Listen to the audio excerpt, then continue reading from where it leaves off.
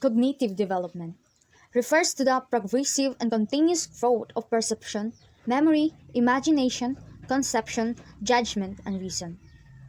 According to Nicholas Harriman and Frischik 1989, it is the intellectual counterpart of one's biological adaptation to the environment.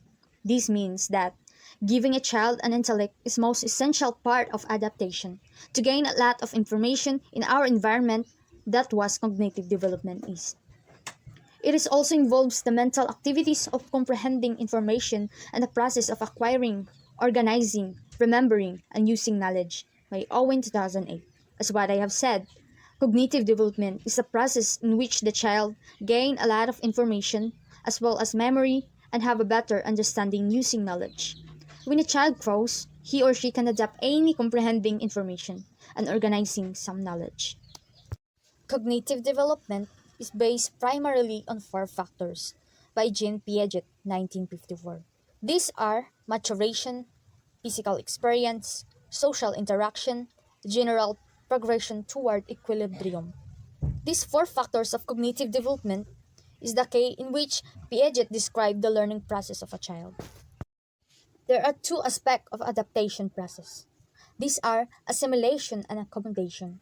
Assimilation refers to the child's attempts to incorporate new stimuli into existing cognitive schema or structure.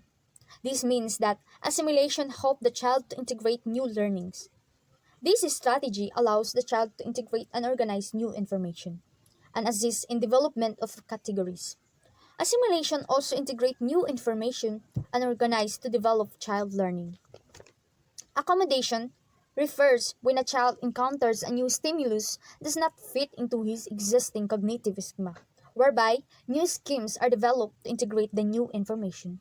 This means that accommodation uses new information so that new information can fit in better. It is the start of developing child information.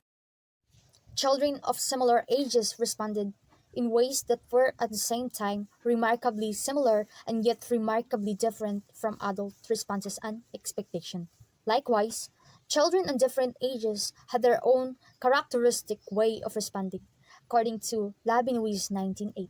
Means that children and adults have different responses, expectation, characteristic, but there are also similarity ways at the same time. There are two stages of cognitive development. These are sensorimotor, pre-operational periods. These two cognitive development are collectively termed the advanced logical thinking stages. When the child coordinates his physical action, this stage is termed the sensorimotor period. When the child behavior, while primarily motoric, is described as pre-operational period. Let's discuss about the Piaget stages of cognitive development. The stage 1 is the sensorimotor. Age range, birth to 2 years. At the start of this period, the child is totally reflexive and reacts to stimuli in the environment. Sensory input result in the motor action. Sensorimotor means the child have little learns about the world by using their senses to interact with their surrounding.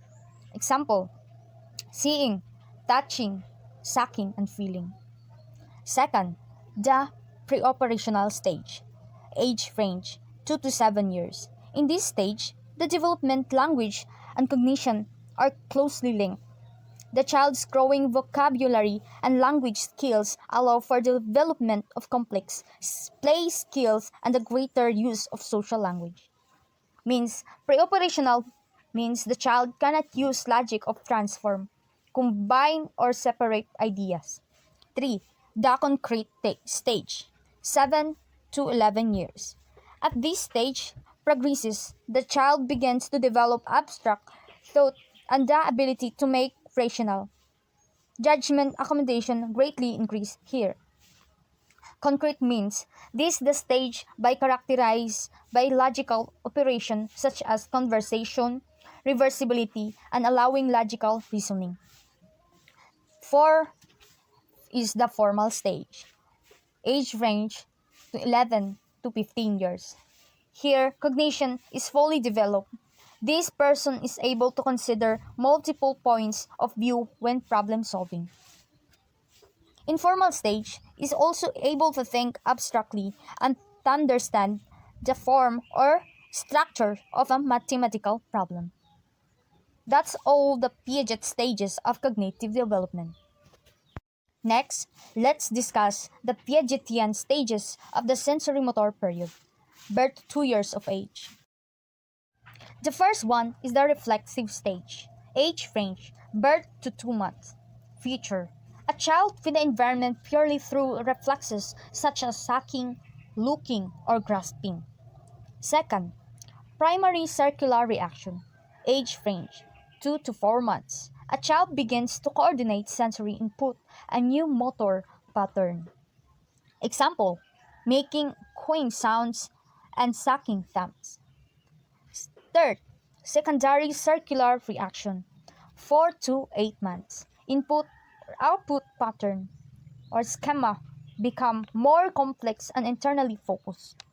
Means that the babies repeat pleasurable action that involves object as well as action involving their own bodies.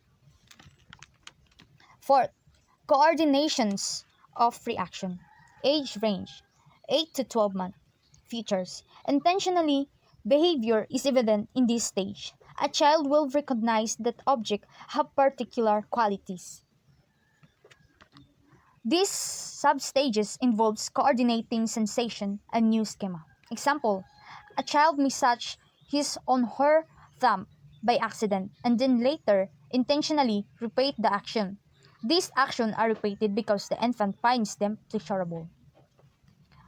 Fifth, tertiary circular reaction, age range 12 to 18 months. Feature: a child will explore new ways to achieve purposes and has a great access to new aspects of the environment. It includes the infant who previously explored an object by taking it apart now, tries to put it back together. 6. Early representational thought, age range 18 to 24 months. Expanding language skills give the child more ability to control the environment. The child can now talk about events and things that are not prefer using words. This means that children begin to develop symbols to represent events or objects in the world. During this time, children begin to move towards understanding the world through mental operation rather than purely through actions. That's all the Piagetian stages of the sensory motor period.